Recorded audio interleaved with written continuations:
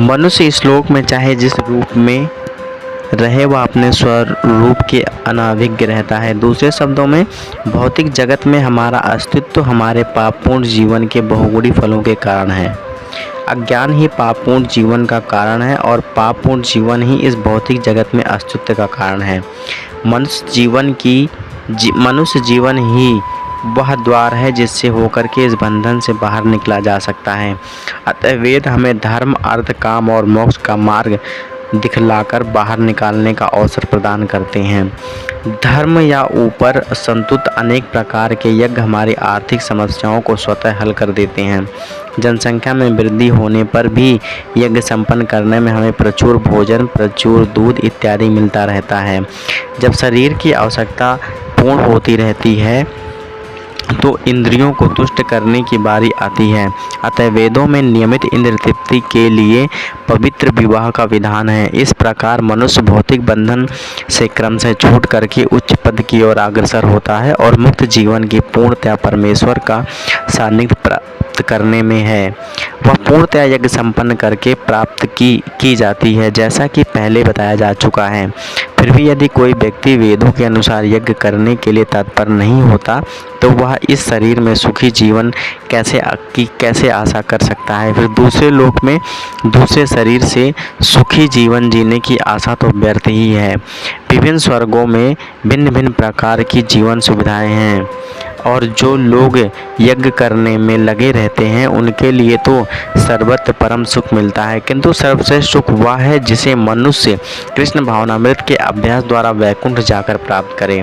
अतः कृष्ण भावना भावित जीवन की इस भौतिक जगत की समस्याओं का एकमात्र हल है।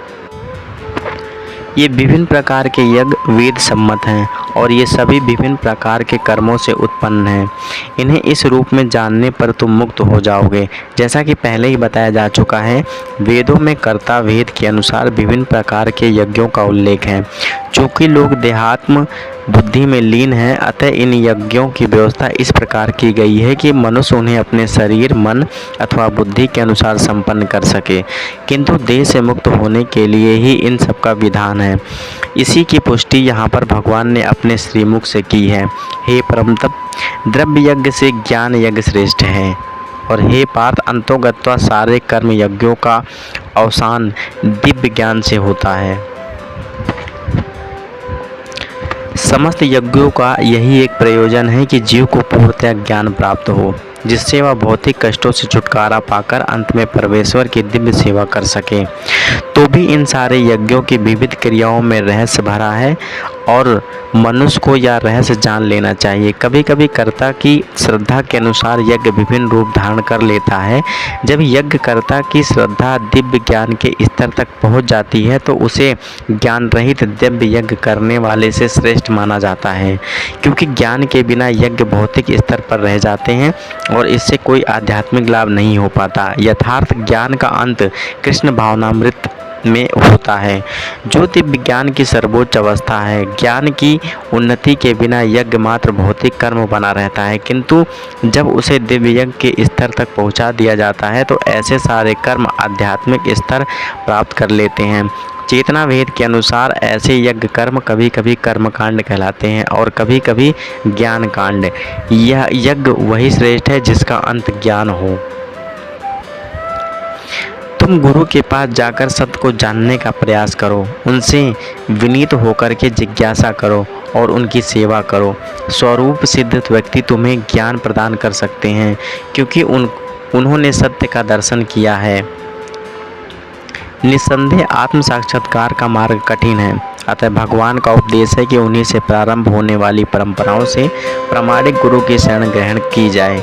इस परंपरा के सिद्धांत का पालन किए बिना कोई प्राणी गुरु नहीं बन सकता। भगवान आदि गुरु हैं, अतः गुरु परंपरा का ही व्यक्ति अपने शिष्यों को भगवान के संदेश प्रदान कर सकता है।